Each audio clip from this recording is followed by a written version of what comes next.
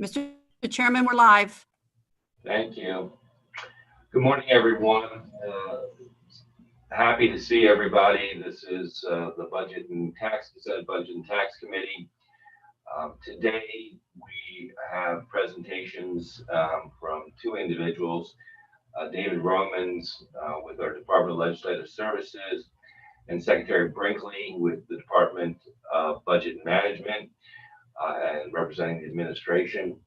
And as we all know, the budget situation has been complicated by the COVID crisis, and we're all trying to figure it out, trying to figure out what the next steps are. We know that while we are not in session, actions still need to be taken to ensure the fiscal health of the state. We know that the Board of Public Works, the Comptroller, the Governor, and the Treasurer have the ability to make changes to the budget, cuts to the budget, and some of that has occurred last week, and likely more to come.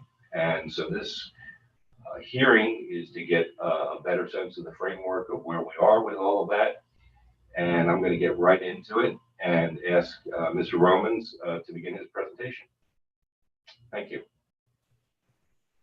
Thank you, Mr. Chairman. So we're going to give you a couple of slides, sort of give some context to where we are on revenues and spending pressures, and then kind of walk you through the administration plan and where that leaves you. So the next slide.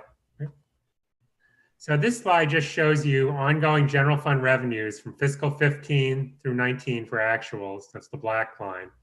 And then the blue line is the VRE S2, their more favorable revenue forecast out through fiscal 22. And the red line is their forecast, their S4 forecast, which is the less favorable out through 22. I think the point here is just that if you look at the blue lines, the fiscal 21 and 22 revenues are pretty much aligned with where we were in fiscal 18. So not only are we having underperformance of revenues versus the estimate, but we're going back a few years in terms of where we are in terms of available revenue for the fiscal year. Under the S4 scenario, which sort of has a double dip recession, we actually end up with revenues back at the fiscal 15 level by fiscal 22. So this is really why we are under so much pressure, is that revenues are truly declining. Next slide, please. All right, on the spending side, just as an illustration, this is the temporary cash assistance recipient numbers going back to July of 1999. Over the last 6 months, Maryland's TCA caseload has essentially doubled. We're up to about 83,000 people. This is more than in any month during the Great Recession, and more than at any point going all the way back to 1999. So kind of back into the immediate post-welfare reform periods. Last time we saw a caseload this high. So it's putting quite a bit of spending pressure, as are some of our other entitlement programs. Next slide. All right, so at the end of June, the administration announced a sort of multifaceted plan for addressing some of the fiscal 21 shortfalls. It starts with the blue pie, about 27% or 395 million are the reductions the Board of Public Works approved on July 1st. The board deferred about 214 million of reductions that the governor proposed. It's the red part of the pie. The governor indicated he would like to come back in August and offer those reductions again. The green slice of the pie is some future budget actions that DBM has indicated that the administration would like to do that may not require legislative or BPW action. The biggest items there are salary reductions for state employees, either through furloughs or a temporary salary reduction. And we'll talk about that more a little later on. And then the purple, the half the solution is items that would be before you in a Budget Reconciliation and Financing Act when you come into session in January. So, some movement to solve the problem now, but quite a few things that will be left to the legislature to work with the administration on during session. Next slide. All right, so this slide looks just at the 395 million of cuts the Board of Public Works has approved. The left-hand side is the share of the fiscal 21 general fund budget that these different categories represent. So for example, local aid is about 38%, the red part of the bar, 38% of our fiscal 21 general fund budget. And the right-hand side, you see the share of the cuts that were approved by the board. So local aid, as an example, was only about 10% of the cuts. So they were cut as a share of all cuts less than their share of the budget. Entitlements, similarly, were treated well through the Board of Public Works actions. You can see the area that really saw a big reduction relative to their share of the budget was the public four-year higher education institutions, which were more than a third of the reductions approved by the Board of Public Works. Part of this is because no actions were taken on anything related to employee compensation for the rest of state government, but the higher education cuts really encompass what are expected to be some reductions to their personnel in terms of either them doing furloughs or salary reductions. So higher eds is sort of all front-loaded here.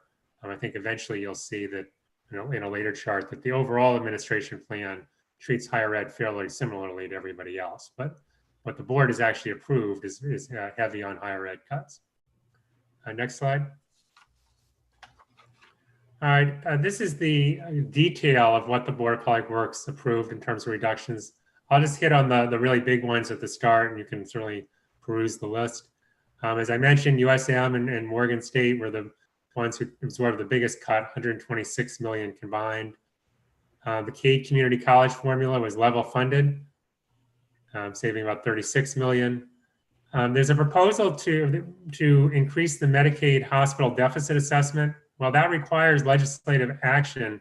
The board went ahead and cut the general funds, assuming that you will increase the deficit assessment during session. The state has 125 million of funding in the budget for a grant to WMATA to help with their capital needs. This is a 28 million reduction to that grant. As you'll see later on, the administration's overall plan would take the entire 125 million away. It is somewhat unclear whether this means WMATA is just out the money or if MDOT at some point will try to backfill some or all of the reduction. Some operating savings in juvenile services and public safety, over 22 million. Then the Sellinger formula was level funded, and state government cybersecurity enhancements were cut back by 50%, a 10 million savings. So those are the largest of the items that the board approved. Next slide, please.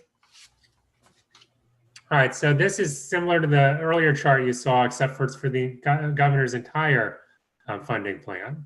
So the left-hand side is the same, each component's share of the 21 spending. And the right-hand side is their share of the overall reductions that the governor is proposing through BRFA, BPW, and so forth. And you can see that it's a more close alignment between the shares of the budget and the shares of the cuts when you see the whole plan. Local aid and entitlements still get treated a little bit better than their share of the budget. You can see most of the others are pretty close to their shares. Next slide. So this is the detail on the things that the Board of Public Works did not approve, but they're a part of the governor's plan. And we've got asterisks there indicating what things require legislative action and which ones require either legislative action or BPW reductions. Again, I'll just hit the big items. The governor's proposing through a BRFA to reduce education aid by $200 million, but did not specify what programs would be cut or how that would be done. There's 139 million of savings from a combination of no employee salary increase come January. There was supposed to be a 2% COLA in January for most employees, and from a 3% savings from reducing salaries, either through furloughs or temporary salary reduction.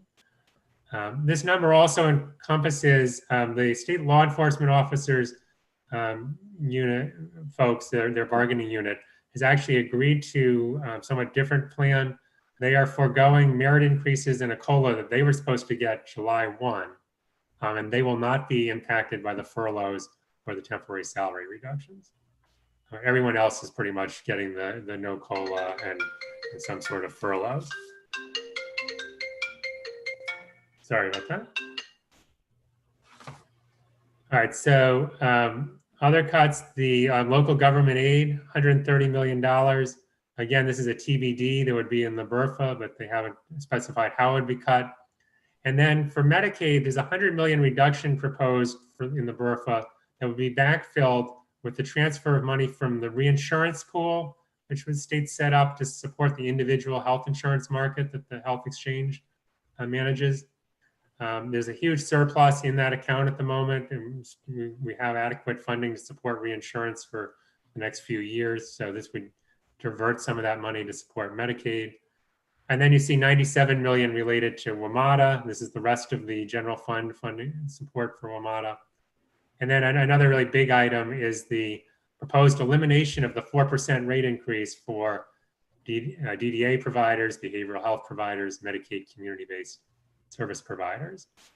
It's worth noting that because they're proposing to do this through a BRFA, it wouldn't go into effect until April, but the savings reflect a full year. So the providers would be expected to take a really deep reduction in their payment rates those last 3 months of the year to achieve this level of savings, which seems somewhat unrealistic, or certainly puts them in a difficult position of having to save money through the first 9 months of the year to be able to absorb that kind of reduction.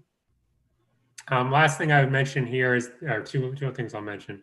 One, the general fund Paygo is essentially eliminated, and you can see the programs that are affected there.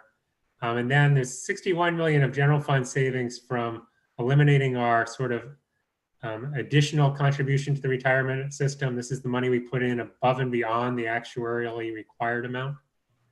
So those are really the big reductions that are forthcoming. You can go on to the next slide. All right, so here we have a lot of numbers on the page, but we thought it was worth trying to show you kind of what the outlook is for fiscal 20 through fiscal 22.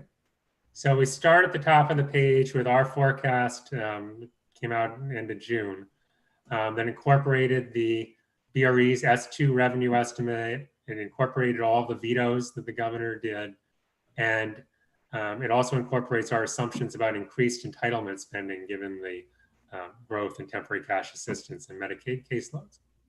Then we take into account the BPW reductions that have occurred, and we show you the savings from some federal relief that's available between the Coronavirus Relief Fund and enhanced Medicaid match that we should get through at least the end of this calendar year. So where that leaves us is that I think the important line here, the real takeaway from this chart, is that remaining budget challenge. So in the fiscal 20, there's about 100 million, 118 million of challenge remaining. Fiscal 21, about $1.5 billion. Fiscal 22, about 3.4 billion. So when you add 21 and 22 together, you're talking about a $5 billion budget challenge. That represents about 12% of the combined spending over fiscal 21 and 22. So that's the kind of challenge we have ahead. The big pot of money we have to address that $5 billion hole is the rainy day fund, which is about $1.1 billion, in which the administration, as you can see under administration proposals, part of their plan is to use the rainy day fund to help to close these gaps. The other things the administration has indicated that they're planning to do are in fiscal 20, I expect reversions from state agencies of unspent money, about 70 million. They have the BPW cuts that have been deferred that would produce savings. And then the Budget Reconciliation and Financing Act actions, as well as the furloughs. You can see what the savings from those things are. So their proposals plus the use of the rainy day fund would certainly get us through fiscal 21 if there's no other resources available. They're inadequate to get us through fiscal 22. So there's still a lot of tough decisions that would have to be made for 22. And that assumes that you're in agreement with their BRFA and actions and furloughs and so forth. Now, there are other resources potentially available. One is the General Assembly could override the veto of the tobacco tax increase, which would produce some general fund revenues. The big one, and the one that could be the most help to us, is if Congress acts to give states more financial assistance. And just for some context, the Coronavirus Relief Fund was the big piece of the CARES Act funding that kind of gave the states some flexible money to use. And state and local governments in Maryland received a little over 2 billion. State government really only got 1.3 billion of that. So something of the same magnitude, while very helpful, again, would be $1 million or $1 billion or $2 billion toward that $5 billion problem, but isn't going to solve the problem. It would take a really massive amount of federal money to get us out of the challenge we have. Some smaller items that could help us in the near term are we may get excess bond premium revenues. Depends on how we do with the sale later this month and then during session, but it seems very possible we could come out with 100 million or more of excess bond premium that could help support debt service and replace general funds. And we're waiting to see how fiscal 20 revenues close out. The July 15th is the income tax filing deadline. We may overattain or we may not, but that'll be an important factor in terms of letting us see a little bit clearer where we stand. And finally, there's obviously lots of other reductions in fund balance transfers and restructuring of the budget that the General Assembly and Governor may need to do. So that's sort of where we stand looking at the more favorable revenue scenario. If we go to the next slide, it just shows you the S4 revenue scenario. It's basically the same information, except I would call your attention to that remaining budget challenge line. If the S4 revenue scenario is accurate, you're looking at a combined 21 and 22 budget hole of $6.8 billion. Now, at the moment, the revenues seem to be performing closer to the S2 revenue scenario than S4. So there is some good news there that the scenario I went through in detail is at the moment looking like the more likely one. All right, next slide. All right, there's two other significant challenges that were not encompassed in the previous charts. One is the entitlement caseloads have grown so much in June that they already exceed our forecast. So there's probably an extra 40 million or so of costs that should be added to the whole that we've shown in each 21 and 22. And the really big item that needs to be resolved is the education trust fund. So this is the money from the casinos that's set aside for education. We ended up closing fiscal 20 down 155 million versus what the estimate was. That is money that went out the door to local school systems. So the state has to figure out how to make that account whole. And the Department of Budget and Management has not indicated what the administration plan is to do that. Similarly, in fiscal 21, depending on whether you use that S2 or the S4 scenario of the Board of Revenue estimates, you're looking at 176 million to 279 million shortfall in the Education Trust Fund. Again, there's been no discussion about how that hole would be dealt with. So that's sort of an additional challenge that needs to be resolved in the near future. Next slide. I just wanted to note there are a few tried and true budget stress solutions that have been implemented during the Great Recession and in prior recessions that the administration did not include in its plan. One is the use of transfer tax revenues to support the general fund. During the Great Recession, the state used bonds to backfill a diversion of transfer tax revenues. So that would certainly be an option, or just reducing the amount of transfer tax supported programs could be another option. But there's about 140 million of Paygo special funds in the fiscal 21 budget. So there's potential there to divert money to help the general fund. Another popular source of money during the Great Recession was the local income tax reserve fund.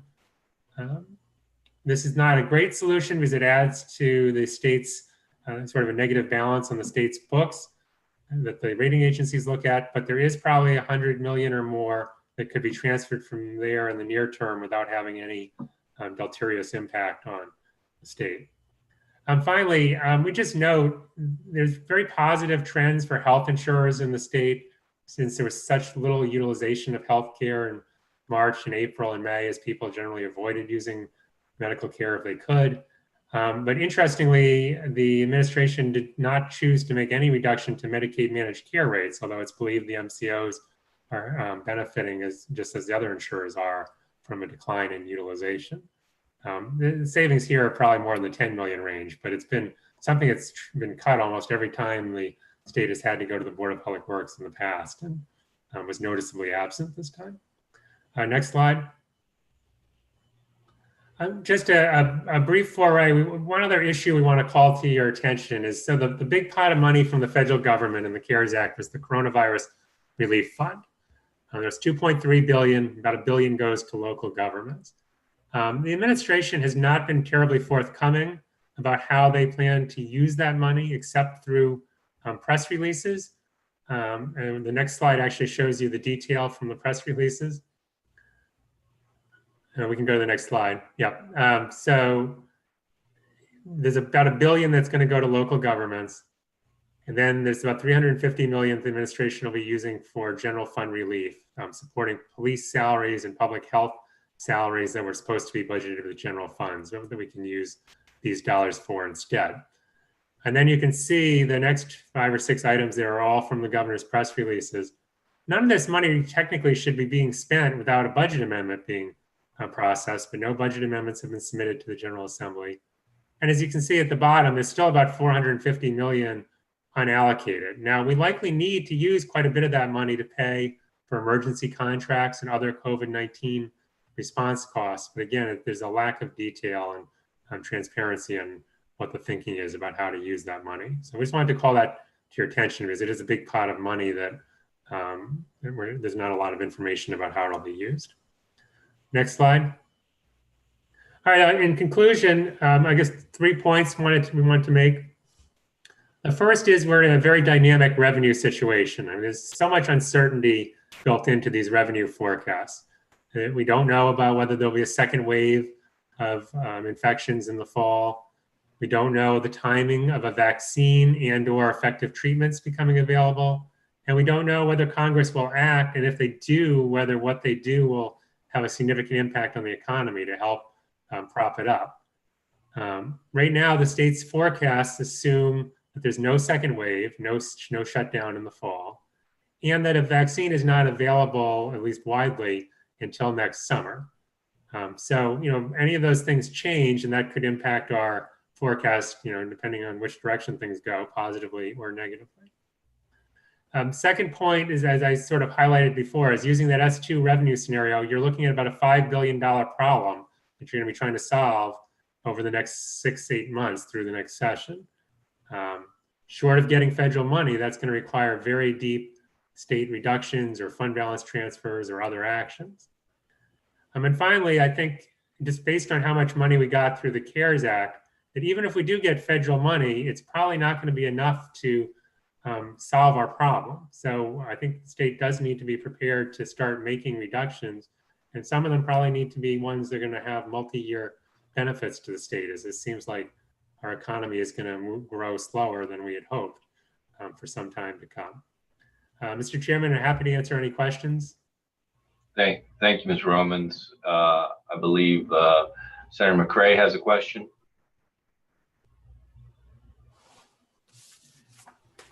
Thank you, Mr. Chair, and thank you, Mr. Romans, for the excellent presentation.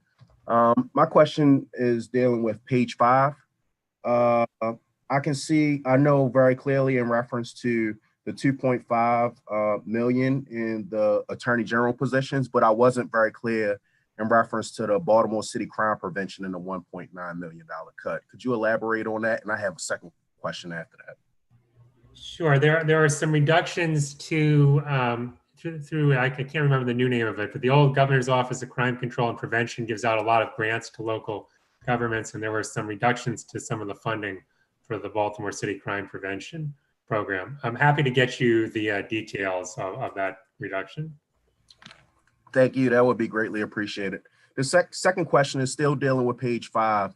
I'm under the persuasion that the CADE formula for community colleges, obviously they got a bump for fiscal year 2021, it looks like, and then they were level funded with the cuts to fiscal year 2020. Let me know if that's accurate, but then I'm going to go down to Baltimore City Community College. They weren't one of the benefactors of an increase this current fiscal cycle, but they still received that $3.5 million cut. So would it be accurate to say that they were at a disadvantage because they aren't level funded at the fiscal year 2020, just as each and every other community college was, or am I incorrect?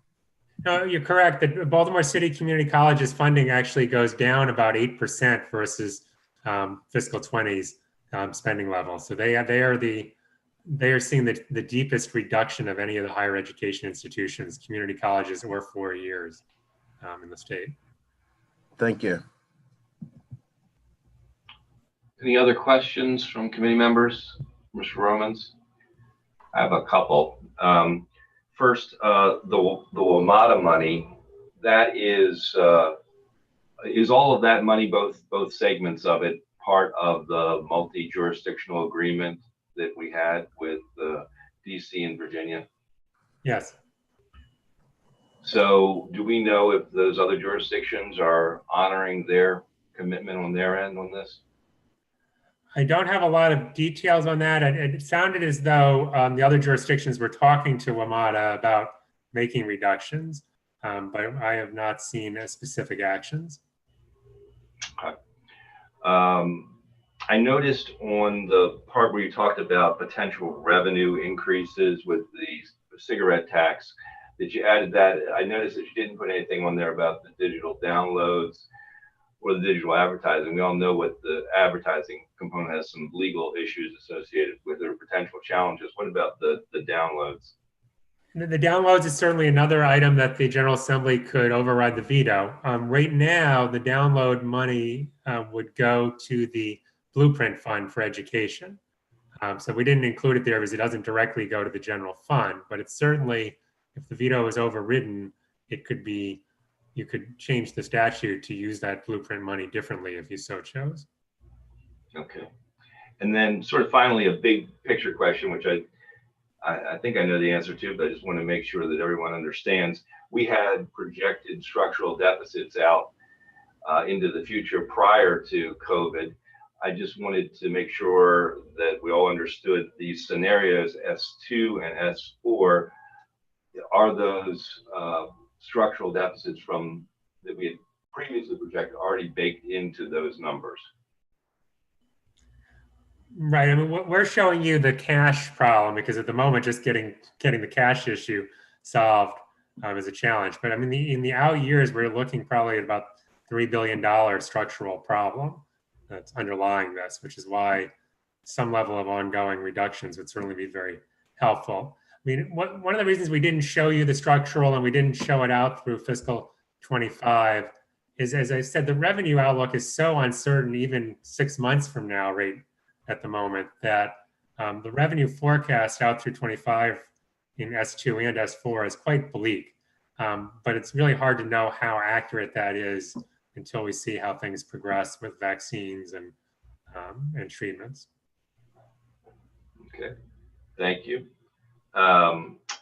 Any more questions from the committee?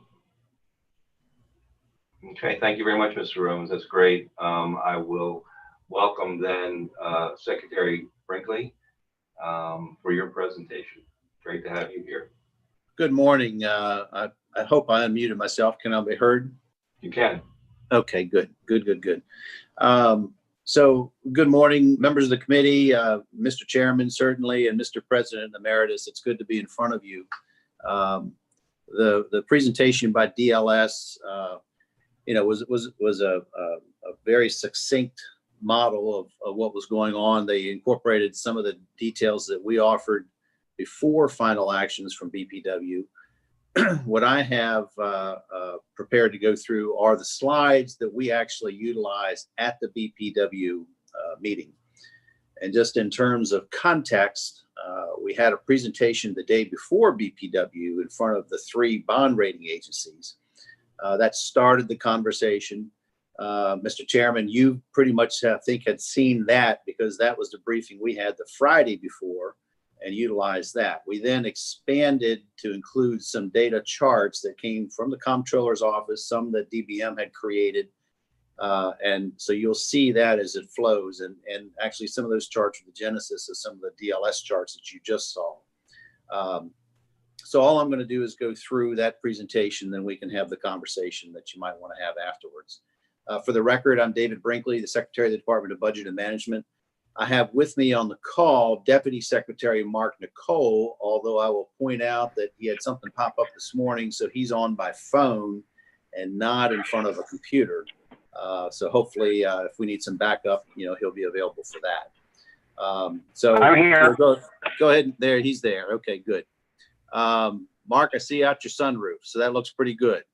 It's working. So what I'd like to do is have the slide presentation put up. And we'll start with the first slide if we could. Should say Maryland's Budgetary Outlook, July 1, 2020.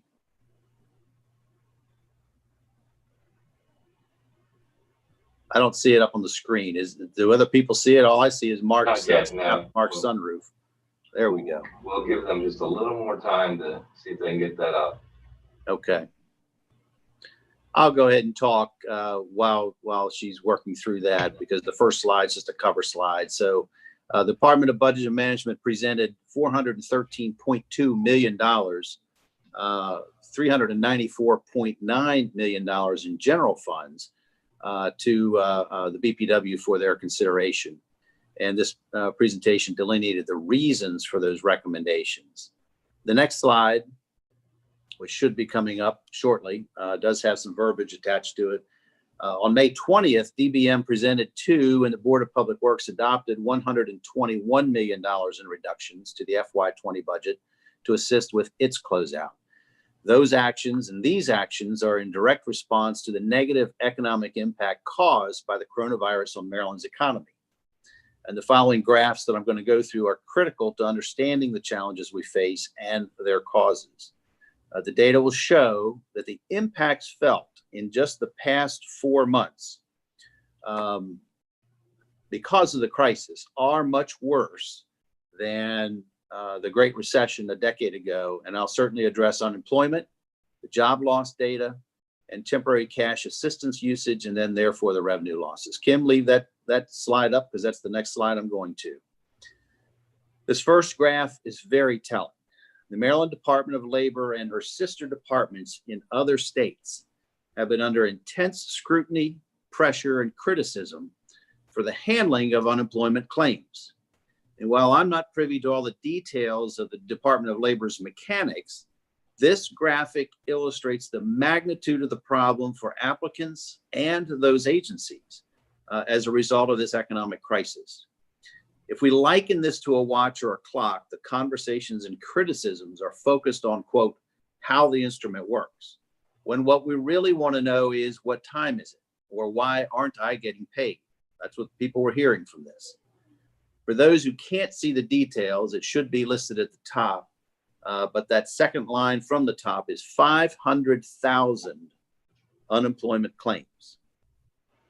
During the Great Recession, it took 74 weeks for us to reach 500,000 claims. That's the reddish line. It took 77 weeks in the early 90s recession for us to reach that same level. But as the blue line shows, for the coronavirus emergency, we achieved that threshold in only 8 weeks. That volume and that capacity has just been absolutely staggering. Next slide, please, Kim. Graph 2 shows the Maryland's payroll employment levels compared over the last decade. The data in the table is compared to the 2020 first quarter. That was our base here. The red dashed line shows actual payrolls and until the drop-off, projections for Maryland's employment according to the U.S. Bureau of Labor Statistics and Moody's Analytics. As a result of the coronavirus economic impact, Moody's prepared 2 scenarios, and Mr. Romans addressed these the two scenarios, the S2 and the S4. Moody's Analytics is our source for that, and we're using the same data points as we move forward on this. So the S2 in this graphic, excuse me, the blue line is the bad scenario, and the S4, the orange line, which is undeniably worse. So for continuity, we're using both scenarios, as I just referenced, so does DLS in their reports. In the optimistic scenario, employment should bottom out at the levels of the last recession. That's the blue line that you see dipping and then recovering upward. However, in S4, they go down even further and we take much longer to recover. Next slide, please, Kim. You saw this earlier with DLS's presentation. I won't spend a lot of time on it because it's based on the same data points, but keep in mind, as we were making the presentation to the BPW, this became very important. The temporary cash assistant caseload going back to July 2009 as a baseline. You see us come down over time from the peak in December of 2011. On January 20th, just 6 months ago, we had 39,458 cases. And 6 months later to the day, on June 20th, we were at 82,757 recipients, a nearly 110% increase. Next slide, please, Kim. With slide 4, we see our Moody's data points again, S2 and S4.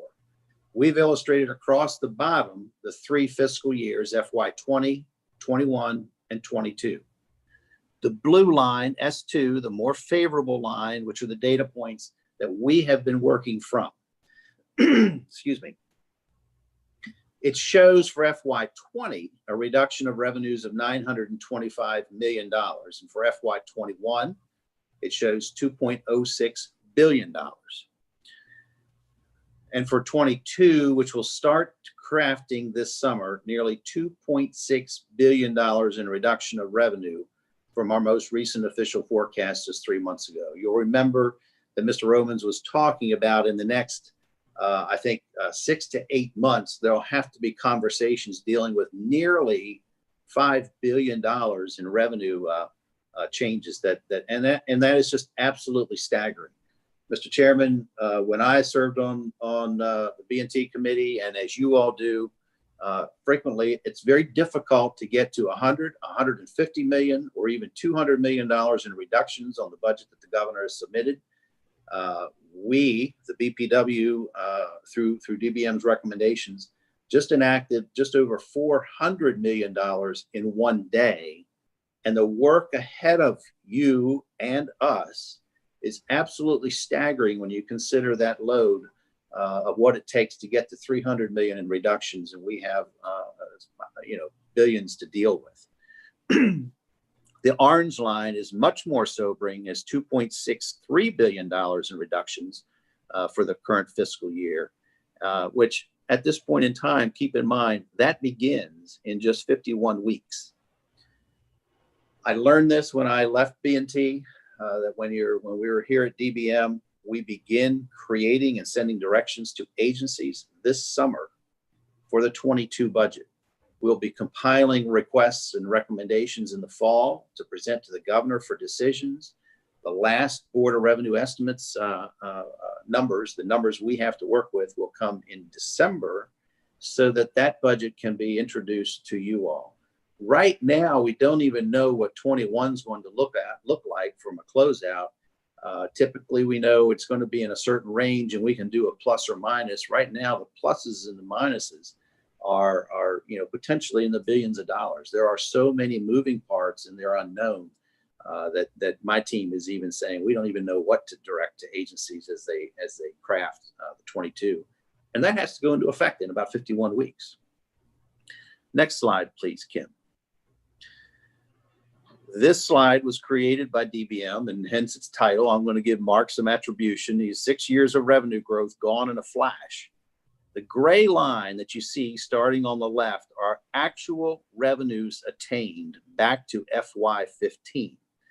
The green line shows revenue projections as recently as March.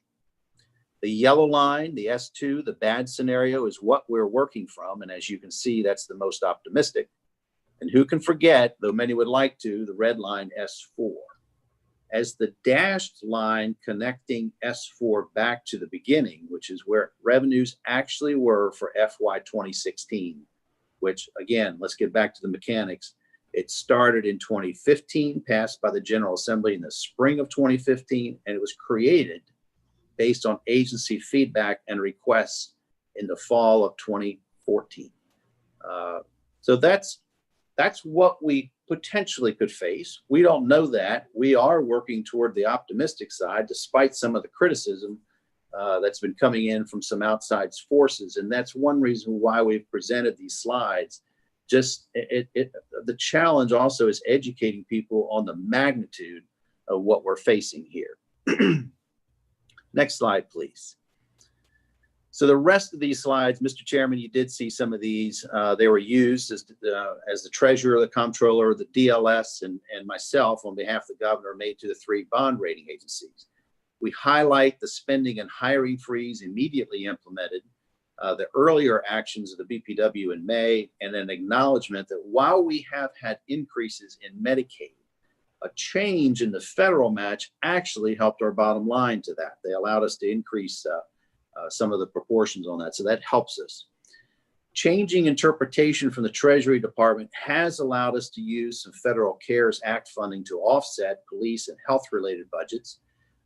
Then again, keep in mind the rainy day fund that we have is a shock absorber. It's to allow us to accommodate certain changes and certainly unanticipated changes. I'm going off script here just to have a side conversation about the rainy day fund. You'll recall that we have a statutory obligation to keep that at 5%, or at least to fund it at 5% of our general fund revenues. So if we end up with our revenues, our general fund revenues at $16 million, we have to, or $16 billion, we have to maintain $800 million in the rainy day fund. Similarly, an $18 billion general fund, which we're above that. We're in the $19 billion range that we had been. We have to keep $900 million.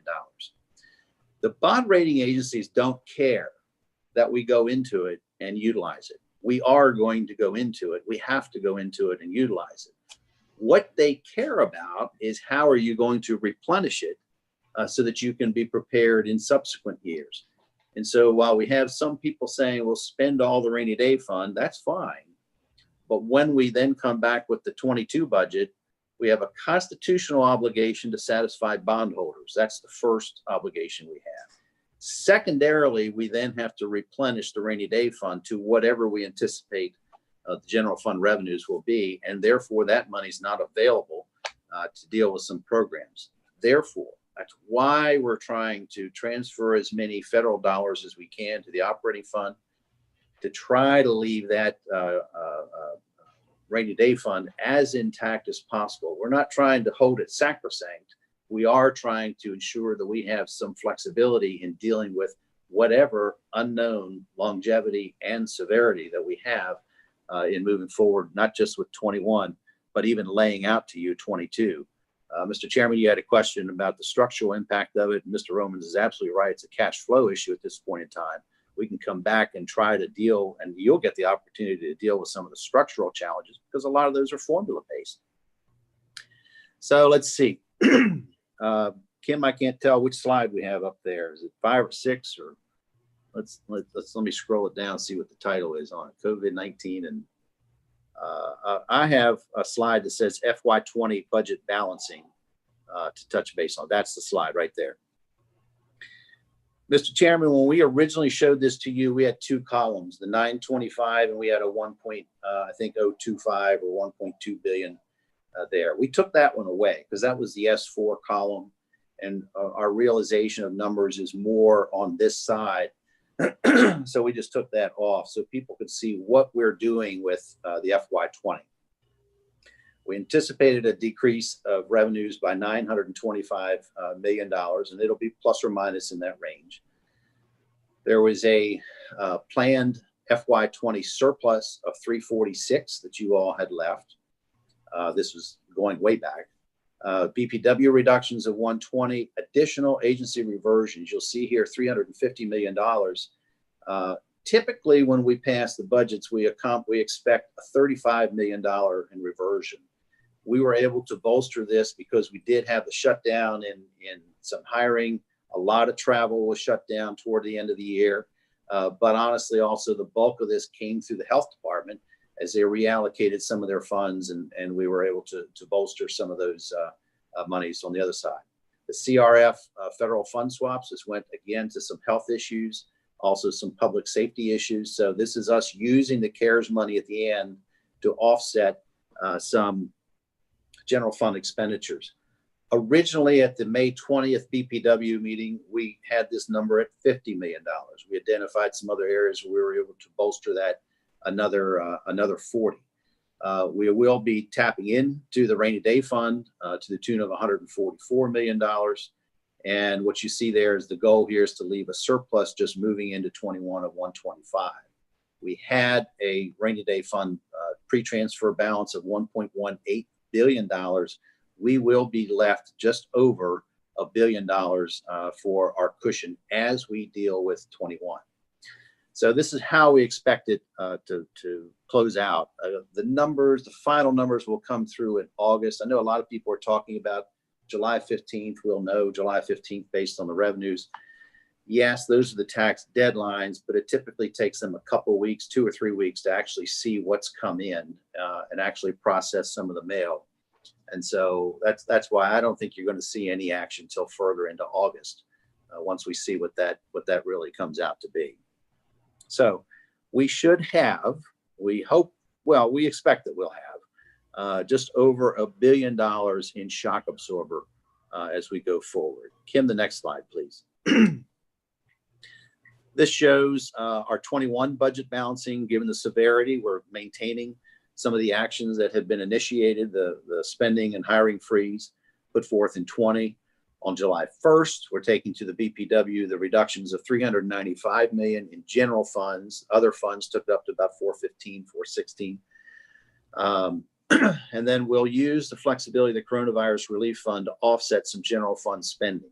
We anticipate right now under the current rules, and that's an important word or set of words to underline, because those rules do change almost weekly for what we can use the money for. Now, the good news is we're finding it seems to be a one-way street. They're not saying you can use it for X and then withdrawing that. If anything, there have been some expansions along the lines, and all the states are pushing the threshold and asking, can we use it for this? Can we use it for that? But we must use it by December 30th of this calendar year, 2020, unless they change the rules. So again, we're trying to make sure that we have some areas to identify all that. We have found that we can use it more in public health and some of the police related activities that we have. And we'll continue to monitor that. We'll monitor two things. What's the federal government going to do? What are they not going to do? And then also, what do our revenues look like? That's the last bullet point that we have there. And the next meeting of, just while I'm on that point, Kim, you can go ahead and change the slide to the next one. But Board of Revenue Estimates is not scheduled to meet again until mid-September. We may or may not have an informal conversation like we did in May. I'm not aware of any scheduled for late July or August would be more likely. But I will tell you, I've shared this before, but I'll remind you that the Comptroller's Office, DBM, and DLS, about every 2 weeks or so, have a conversation about what did we receive in the past week? What are the trends looking like? So they have their finger on the pulse, though that's not frequently reported, but it is, shared internally so that we can kind of gauge on where we're headed with some of this. And so your staff is made aware of that too. So this next slide says FY 2021 budget reductions. Our budget reductions in front of BPW tried to address level fund local aid where possible. Specifically in this area, Kim, back up one slide, please. Specifically, this area was the community colleges. All we did was again, this comes back to the concept that if you attain funding that at the 2020 levels, that's a victory when we are having a loss of revenue, particularly significant losses of revenue.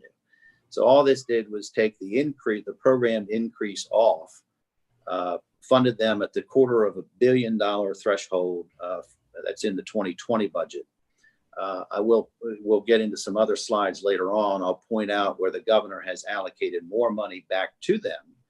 It doesn't make up for the full reduction, but we get some back to them, recognizing that they'll be called upon for some job retraining and some other areas along those lines. We were looking at eliminating or reducing some mandated funding. We also recognize some of that can't take place without the legislature's involvement. And you'll recall that pie chart that DLS had that showed that half the proposals that might be talked about, you guys have to weigh in on it one way or the other. That's good news. It's bad news. It's good news in the sense that you certainly have a say, and we certainly need to work collaboratively on that. The bad news is if you don't take some of those reductions, you have to find them in some other areas of the budget. And if people are not comfortable or not happy with what has been taking place, they really won't be happy when some of those actions move forward. The third bullet point on here is to reduce some general fund Paygo. Again, could be made up with bond premiums. It can also, because those projects are available for capital bond funding. The only restrictions we might face on the capital at this point in time, and the Capital Debt Affordability Committee meets in September also, is whether our underlying real estate values keep pace or continue to grow. The assessments have been going up lately, but we do have some statutory caps. I can't remember. I know there's a 4% and an 8%. I don't know if they're on income or real property values or which one applies to off the top of my head for this. But keep in mind, we do have some caps there that we might push up against. The Treasurer's Office continually monitors that. But the thought being that we can take some Paygo projects off and they are eligible for backfill on the capital side. Have we made commitments to that? No, but we have had conversations with some, particularly the university system, that we know that there might be some cash flow and some cushions, and we will help them move forward with some of the projects that we've got going on. The key is we really don't know what the short-term future holds, and we're trying just to identify areas of flexibility. We do need to keep a lot of those projects going forward because they could be an important part of our economic recovery. We don't project layoffs at this time, but it certainly is an option that has to be considered. If we're not able to make some of the programmatic changes going forward, then payroll and the workforce is one of those areas. So, but right now that's not on the table. We are looking to maintain some administrative reductions on travel, vacant positions, and certain operational efficiencies.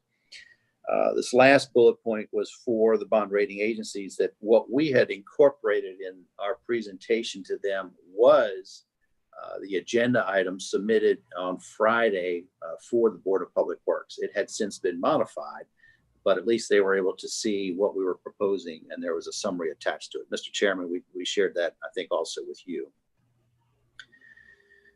The next slide, please. It says FY 2021 budget reductions. The largest BPW reductions include the following: in higher education, yes, $131 million.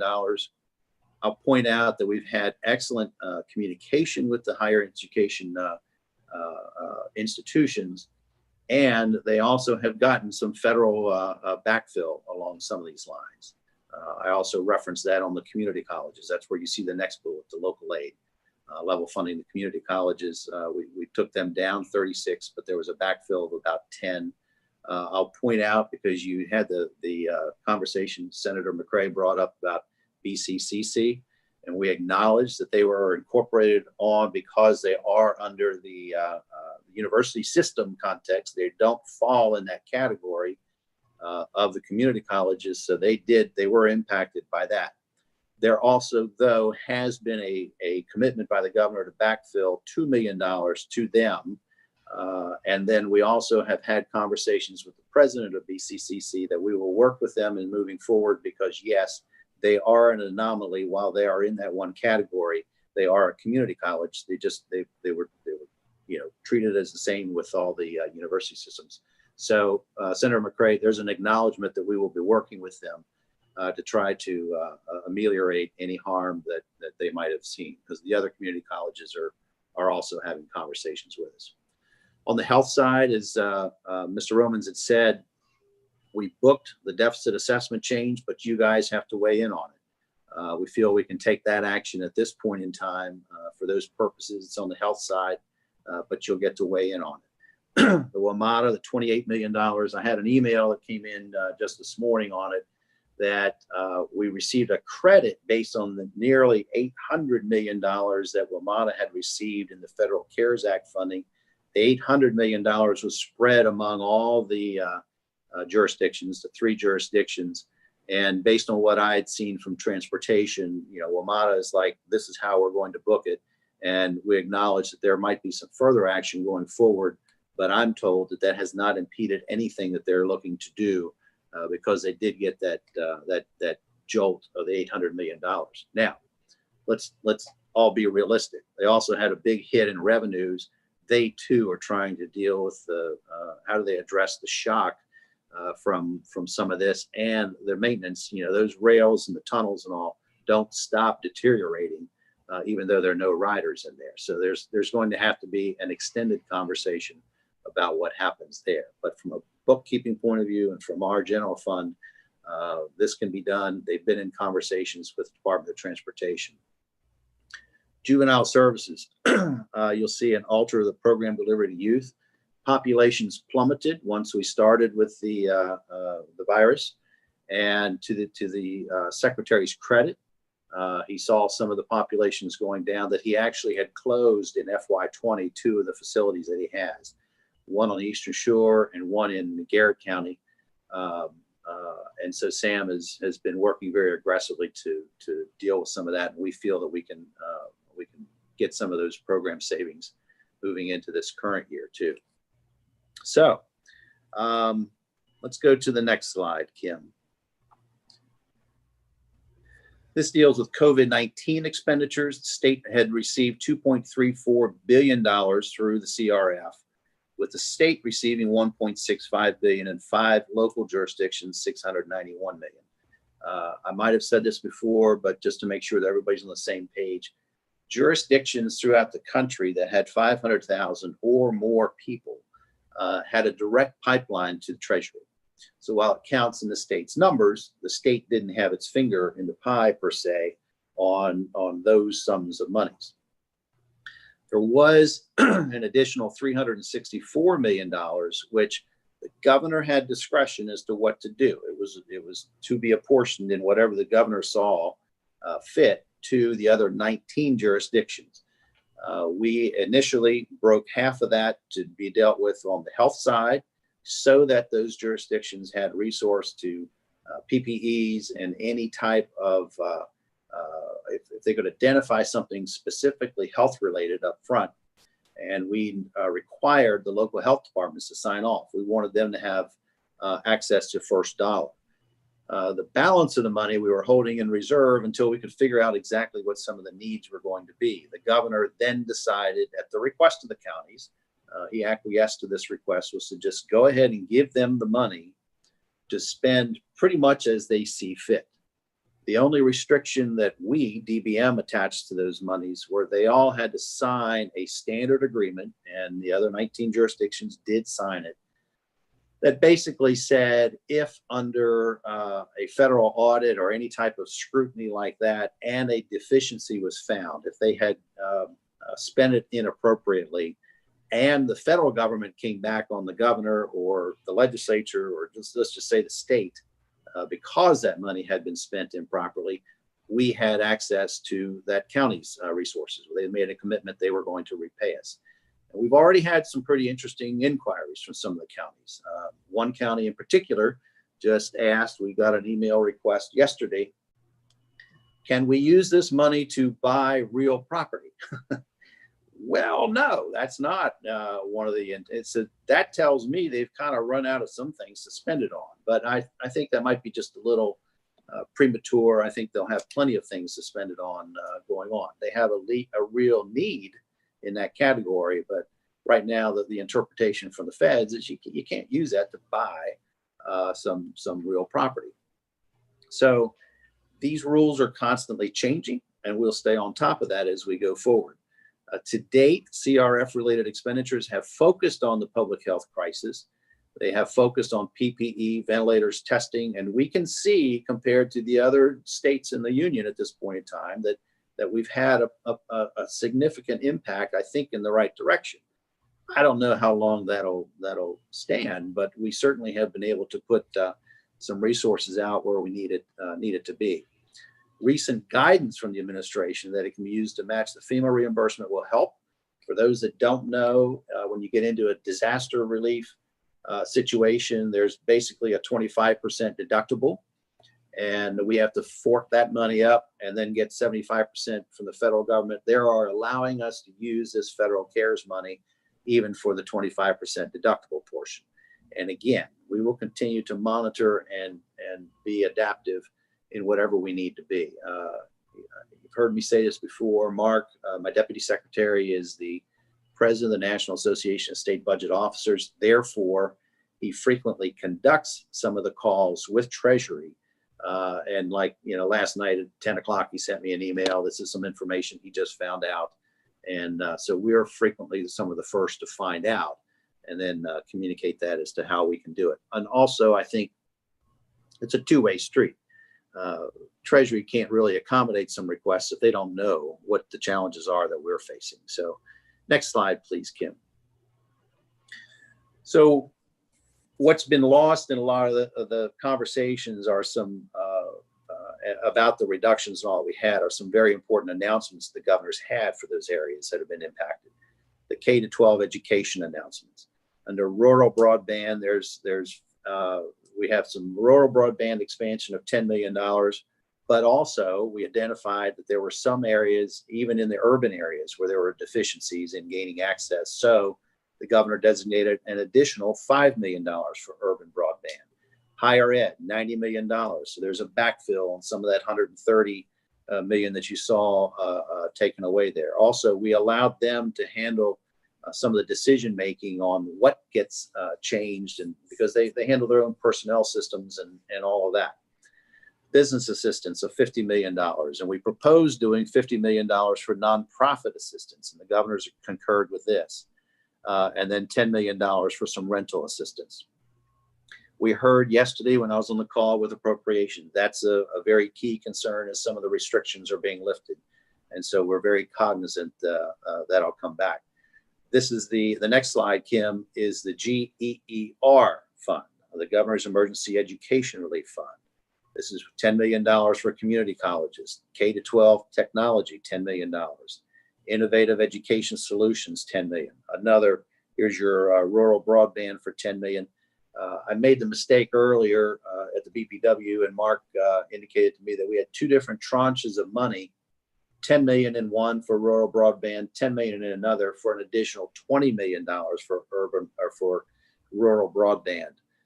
And then, as you can see at the bottom, the School for the Deaf, the School for the Blind had some unique requests, and so we were able to accommodate that to the tune of just $700,000. Kim, I don't think we're moving along with the slides. Let me see. Let me see if I can read the number on this one. I got slide. I just looked at slide 15. Is that? I can't read on the screen. Okay. Yeah. Here we are. Yep. That's where we are. Okay. Yeah. So that's where I end with the School for the Deaf and the School for the Blind. So the next slide, I presume. Okay. Yeah. Let's go to the next slide after that. It says immediate budget actions are needed. That's the title of that one. Thank you. And so the point I think that we need to be on board with is we're going to get across the finish line. We're going to get there. What it looks like as we cross the finish line is up to our collaborative efforts. What we're trying to do is mitigating pain and challenges and addressing these sooner rather than later.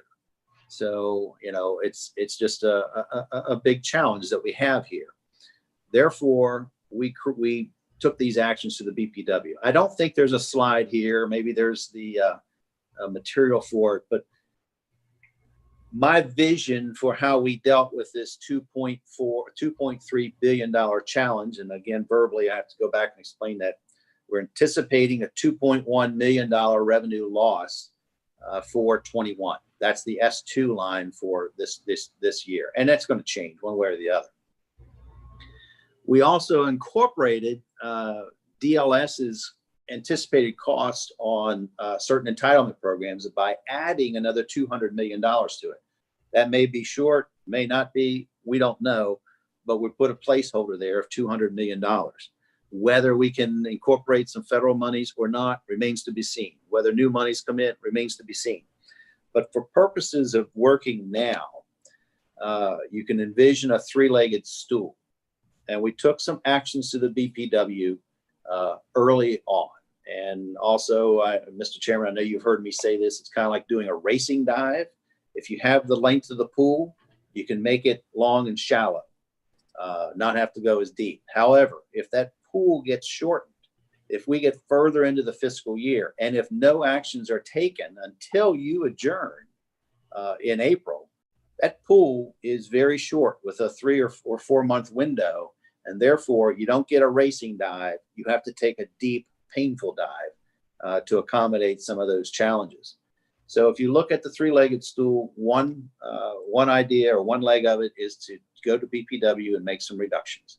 Our thought was the earlier, the better, the shallower it had to be. We can continue to defer some actions, but they'll have to be deeper if we're supposed to get a meaningful reduction on it. So those items got pared back, but they will be back before BPW. The third leg of the stool were actions to take for your buy-off on it. A lot of those are controversial, but also they require you to weigh in on it. And it's entirely up to the legislature to say we adopt some of these or we don't adopt some of these. However, if you don't, you have to make some reductions somewhere else. The third leg of the stool is the variable leg of the stool. The variable leg of the stool, and if we broke all that, that $2.4 billion or $2.3 billion basically into just $700 million each one, is either extra federal monies, either an increase in the economy where we end up with some additional revenues coming in. That would be great. But also that's where we think that the rainy day fund can be our shock absorber on that. If neither of those actions take place, we have over $1 billion in the rainy day fund, and we can go into that if we have to. It's a simplistic approach, but sometimes on a complex challenge like this, a simple approach like that might work. And if we don't make the reductions, if we don't get the reductions through the BPW, that passes some of the responsibility onto you, or we depend on this unknown question mark of what are we going to get from the federal government. Conversely, if we do get some more money from the federal government, that would certainly help ameliorate some of this. But again, we're only talking 21, and we still have to create 22 and move forward along those lines. So the point of this is that our economic and fiscal impacts of the recession are worse than the Great Recession. That has been our most recent benchmark. Our bond rating agencies expect us to respond quickly. I don't have any inside data yet. I'm optimistic that we'll retain the AAA bond rating. And again, they don't care that we use the rainy day fund. They do care that we replenish the rainy day fund. And our FY22 challenges are going to be much, much worse than 21. DLS is projecting the gap of $4.6 billion on that S4 slide. To hear Mr. Roman say that, we're going to have to make some decisions to the tune of almost $5 billion just in the next, 8 months or so. And that last bullet point, Mr. Chairman, goes to the, look, if you don't want to do the racing dive, you're going to have to make a deep, deep dive later on. So the last slide that you have is the last slide that I utilize with the bond rating agencies. Again, this is where we being Department of Budget and Management, the Comptroller, and the Treasurer, and DLS are all on that call together. And we're trying to project Team Maryland here, that the administration remains committed to act in a fiscally prudent manner throughout this pandemic, including having to take some additional actions to BPW. We have moved very quickly. We did it twice with the 20 decision on March 20th, and then the July 1 action. And there will be more. There have to be more.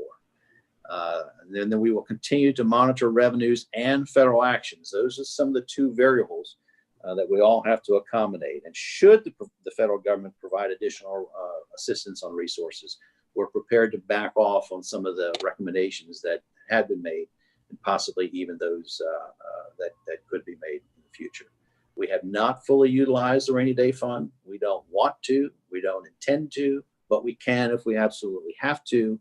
But just keep in mind, if you run through that fuel tank has to be replenished before we take the next hill, and that hill is going to be FY22 moving forward. So, Mr. Chairman, that's what I have on the slide presentation. Again, all we're trying to do is communicate the importance of this challenge in front of us.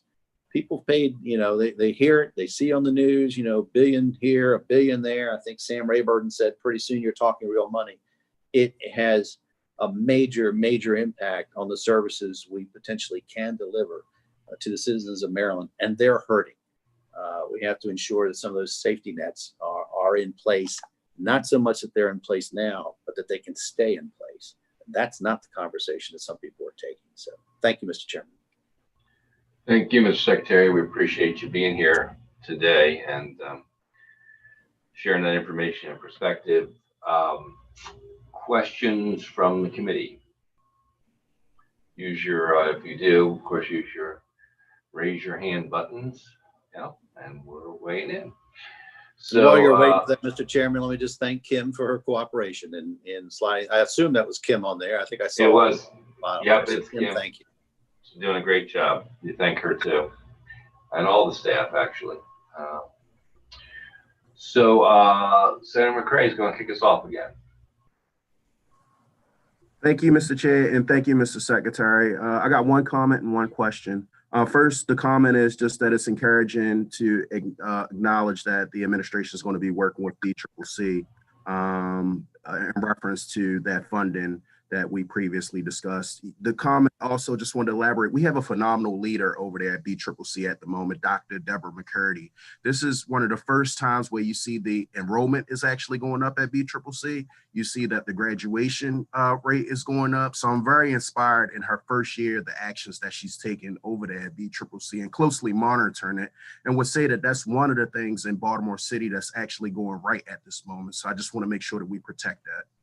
My question is in reference to the $200 million for education. Are there any specific recommendations, educational wise, that the administration is going to be putting forward around that $200 million? You're talking about on the data that we put out of future actions? Yes, sir. Yes, sir. Okay. So where that number came from was just simply 200 million, I think, is the programmed increase that was already moving forward on education under the formulas, under GCEI and under the inflation. It's a placeholder number, but we can't take that action. I will tell you my reason for having that out in the public was simply so that everybody who is in line to receive potential monies realizes that when the legislature comes in, we don't know the magnitude of what this will be, but everybody's got to be put on notice. And so, no, we don't know what it's going to be. We have to work up any type of proposals, and there may or may not be something out there. But when you ring the bell that this is a true crisis and no area that receives state money is necessarily going to be intact. That's why I also try to communicate to certain recipients. Look, level funding from 20 is a victory. And that's where that 200 million came from, was to just do level funding. Now let's just face it. The schools are facing a challenge that no one could have fathomed or anticipated, just in how they accommodate their existing student base, get people back into the classrooms safely. We see that conversation going on now. And if anything, they're going to need a lot of flexibility in what they are doing. And we don't even know what the enrollments are going to look like. Somebody had proposed the idea that, look, if a lot of families are scared and they have the capability, they might withhold their kids from school and so-called homeschool them. What's that going to do to our enrollment figures? Remember, the last day of September is the benchmark. That's what MSDE sends to us.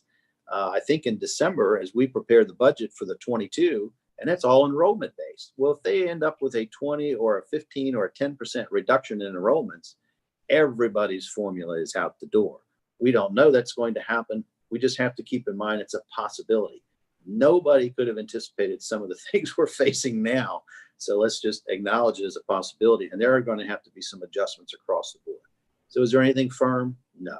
But I do think that it's fair to put everybody on notice that there may be an action that comes down to impact them. And remember, by the time you adjourn, Mr. Roman said this, the problem with that whole 50% of that pie chart is that anything that awaits your action, which is a lot, there's only a 2 or 3 month window in the end wherein those actions can take place. And I'm trying just to give notice, whether they like it or not, that there might be some changes to some of the funding formulas, and be prepared, be flexible, and be smart about it.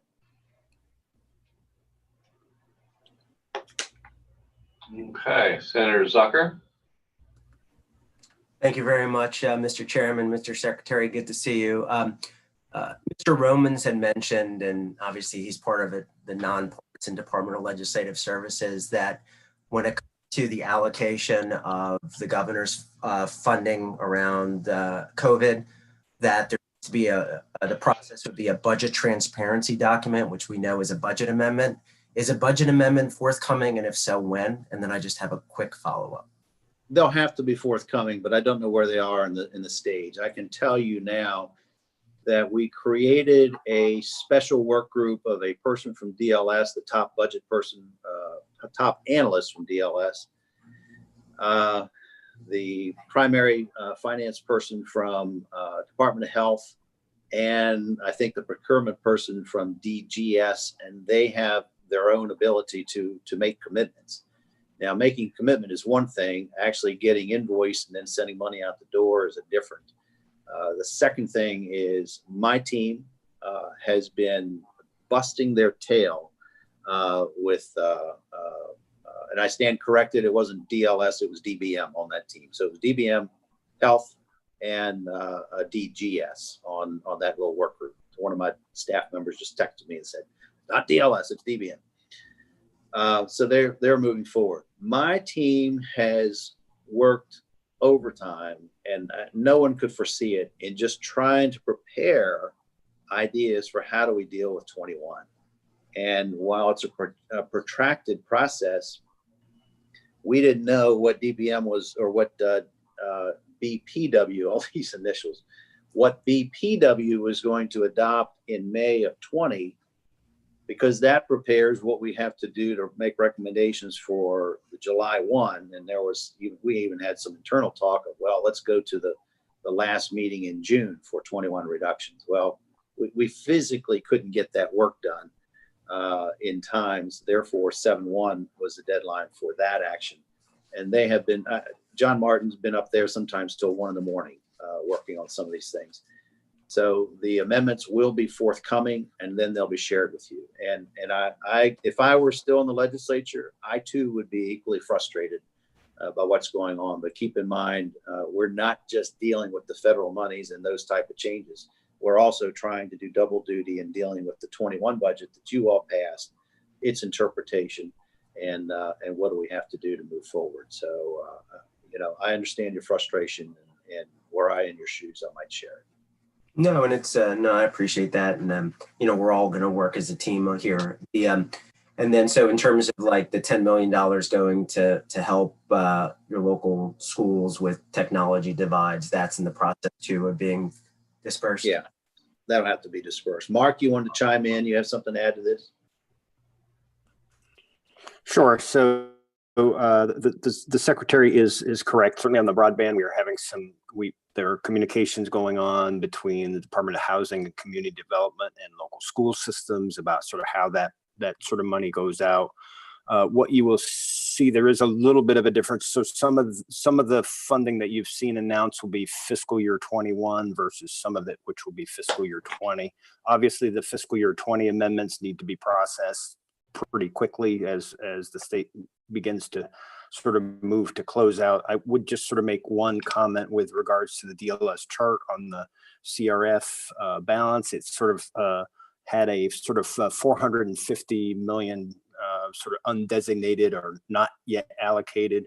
I would say that a sizable portion of that is the state's match to the variety of sort of disaster relief spending that we have had to incur with the surge. This is PPE, this is ventilators, it's other types of equipment, it's financing the hospital at the Baltimore City Convention Center. So there are lots of those costs, and much of kind of what is in that $450 million has sort of already been incurred.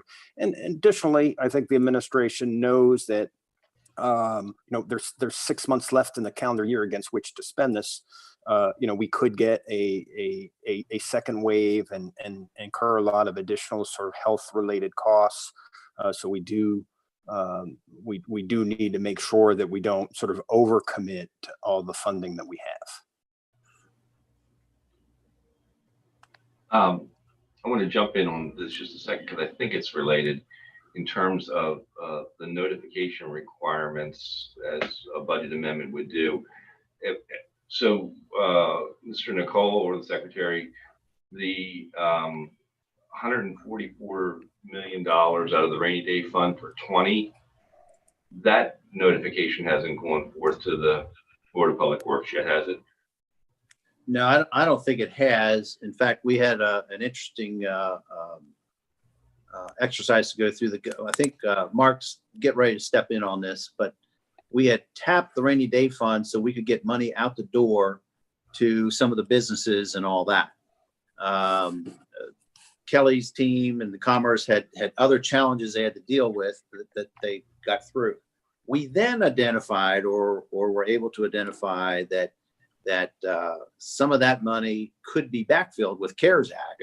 Therefore, we got to move the money back to the rainy day fund to try to get that replenished as it went out the door on the other side. Mark, how did the mechanics of that work through? Sure. And if you could just, if you don't mind, if you could just sort of end it up with, of that $144 million, is any of it COVID related? Or is it something else that we'll see it's backfilling for in the general fund? On the 144 to close out the 20, right? Correct. Yeah, Okay. I got it.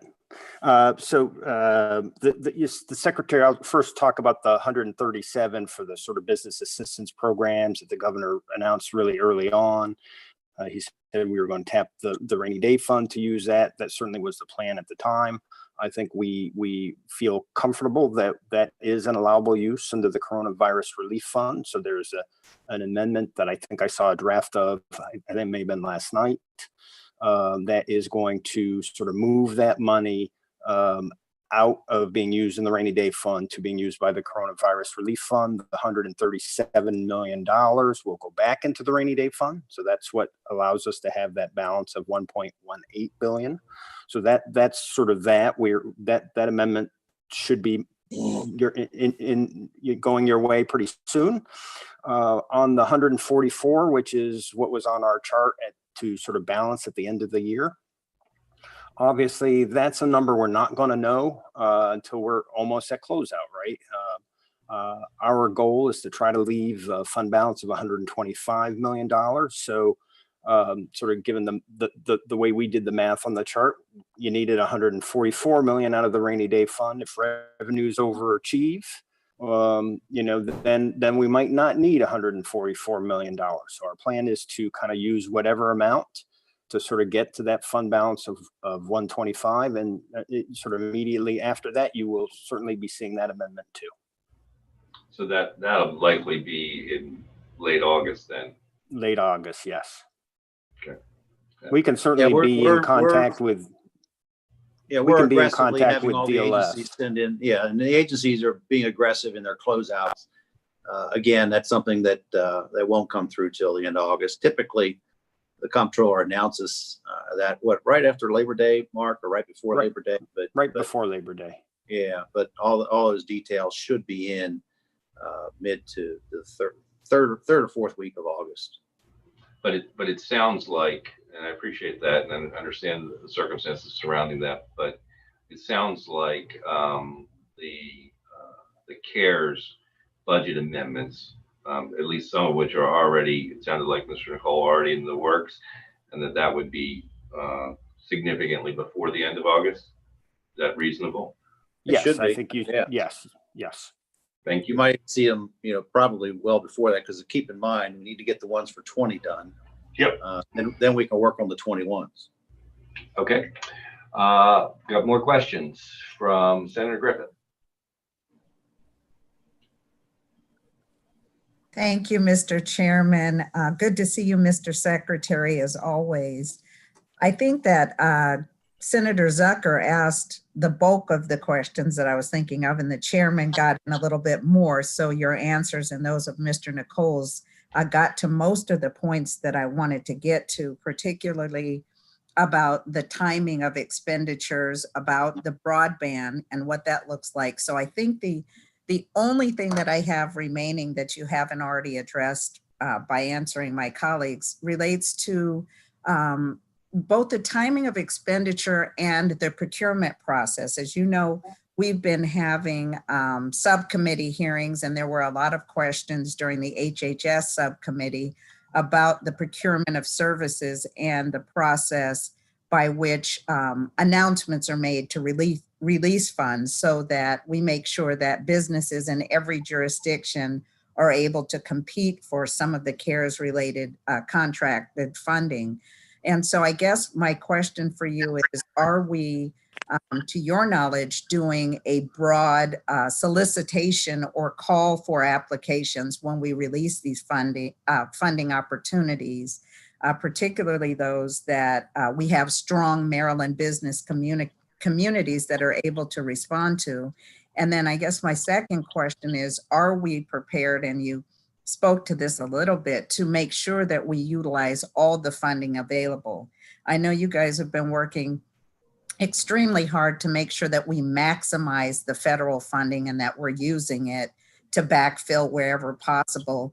I think many of us have a worse nightmare, one that we don't use all the funds that we had available and could have provided some much needed revenue to our jurisdictions, or two, that the funding doesn't stimulate the kind of response that we could have had. So I guess if you could really just speak to those issues, that would be really helpful. And again, thank you for your responses on making sure that we are receiving transparency in the resources that are being expended.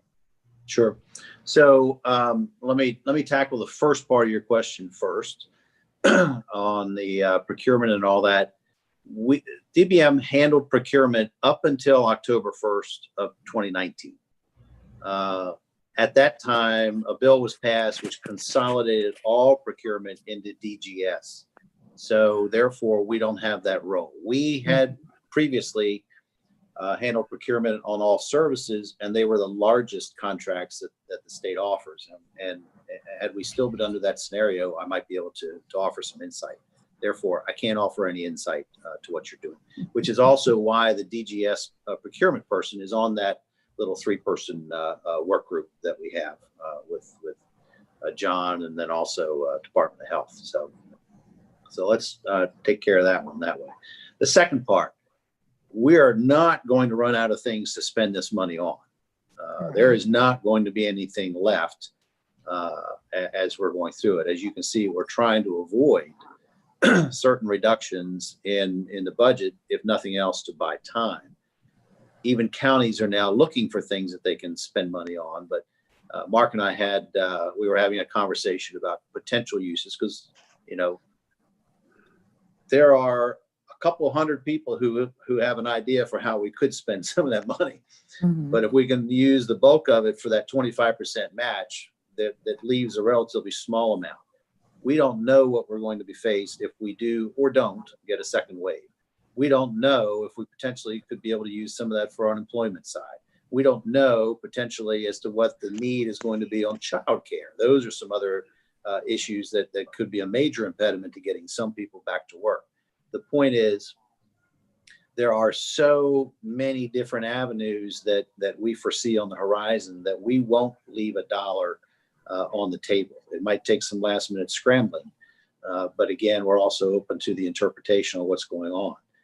And then we're also optimistic, well, I shouldn't say optimistic, hopeful, that we might get another tranche of federal money. But keep in mind, what Mr. Romans referenced was that in the next 8 months, almost $5 billion have to be discussed or addressed in either spending or revenue reductions or things along those lines. What we've received to date from the federal government, and we shared a lot of that, was $2.3 billion from from the feds. And I doubt that they're going to step forward with another $5 billion or maybe even $2 billion. We still have a lot of work ahead of us along these lines. So. Okay, Senator Elfreth. Thank you, Mr. Chair. Thank you, Mr. Secretary. I just want to kind of hone in, and I want to emphasize Senator Zucker and Senator Griffith's questions about planning for the future, whether with budget amendments, but certainly the $450 million that's left unallocated from the past CARES Act money. Just number one, what is the timeline of planning for when the administration will be announcing those in addition to the budget amendment?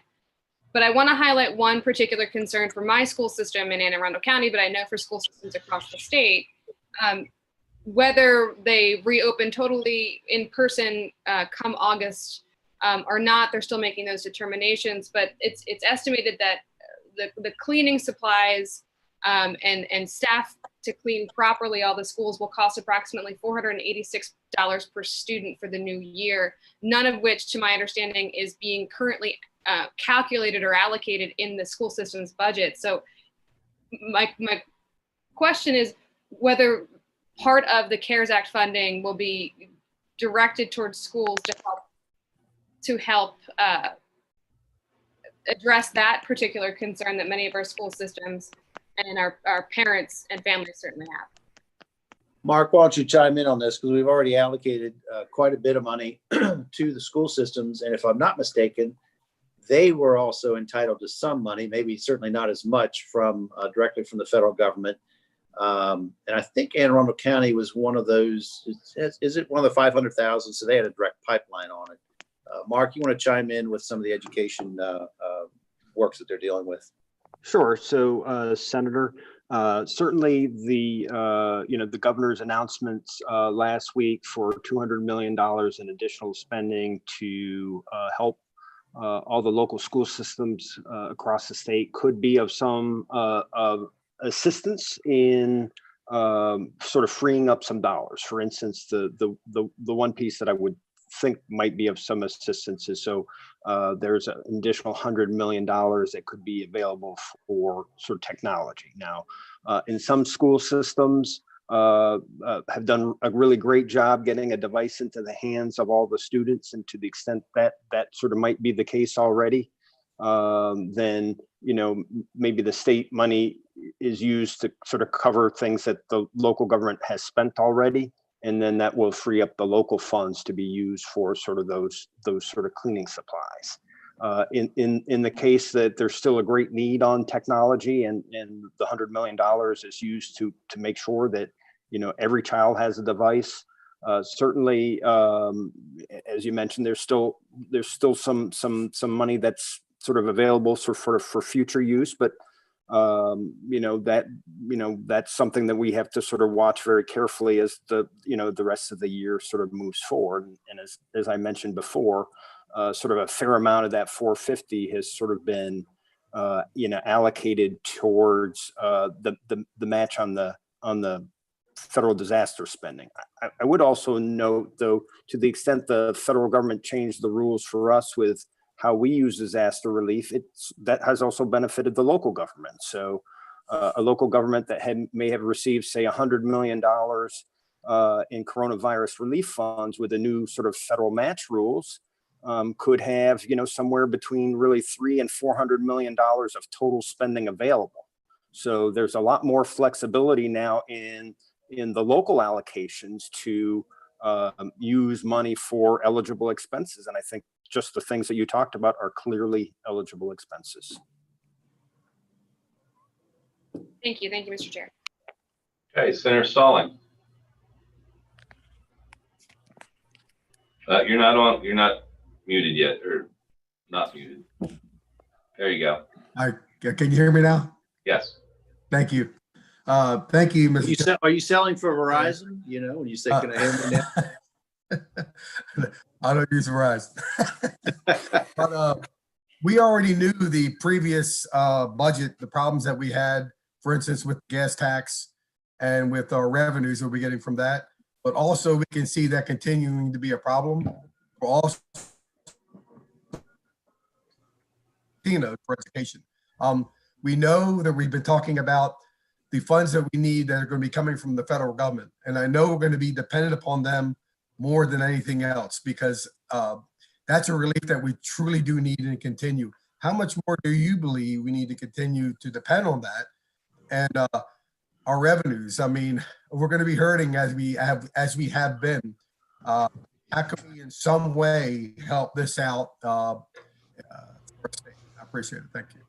Well, the federal revenues, you know, while everyone's looking toward them, and our federal delegation is certainly working on it, keep in mind, we can't keep counting on it. No. This might be the end of it. It might not be the end of it, but it's not a long-term fix. All of our long-term, and this is where we get into some of the, you know, the programs and the mandates that we got to deal with. That's when you'll start your conversation on the structural challenges. Right now, we're dealing with cash flow, short term, what's going to come from the feds and what's not going to come. But that becomes the conversation of what's sustainable. And there'll be plenty of opportunity for everybody to have inputs on what they need to do. So people can look at it two different ways. Number one is this is a calamity. This is, you know, the end of things, and we have a big issue here. But there also, we have to look for windows of opportunity. How can we streamline? How can we make more efficient? How can we identify things? And you know, right now, we don't know where that's going to go because we're being pretty reactionary. But right now might be the time to also start thinking about what's going on in the long run. Keep in mind, you started your question along the lines of transportation. We don't handle the transportation numbers and all that per se, and those are some significant impacts. The titling tax has dropped down. Why? Because people haven't bought cars. The fuel tax revenue has dropped down. Why? Because they haven't had to commute. They haven't been able to get out and move around. Therefore, you know, none of that's happened. We also rely on car rentals to bring in certain sales tax revenues that are dedicated to certain purposes. Anybody who's flown through BWI and complained about security screening, well, that's all about the volume. And BWI does more volume than National and Dulles Airport.